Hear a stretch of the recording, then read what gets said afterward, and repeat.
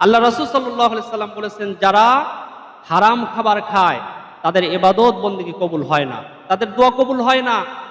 আল্লাহ রাসূল সাল্লাল্লাহু আলাইহি সাল্লাম আরো বলেছেন, যারা হারাম উপার্জন ইনকাম করে তার সেই দেহটা রক্ত চর্বি চামড়া তৈরি হবে হারাম উপার্জন করে করে, সেই দেহটাও আল্লাহর জান্নাতে থাকতে পারবে না। ওই দেহটা জান্নাতে যদি নিতে চায়, আমাদের শরীরটা, আমাদের বডি জান্নাতে নিয়ে যদি চলতে চাই, তাহলে একটা শক্তি প্রয়োজন, একটা সুন্দর দেহের প্রয়োজন। সেই দেহটা হবে হালাল পন্থায়। আমার ভাইয়েরা, হযরত ফাতিমা রাদিয়াল্লাহু তাআলা আনহা তিনি বলছেন, ঠিক আছে, আমি আমার রবের কাছ থেকে চেয়ে নিব, আমার রব অবশ্যই দিবে।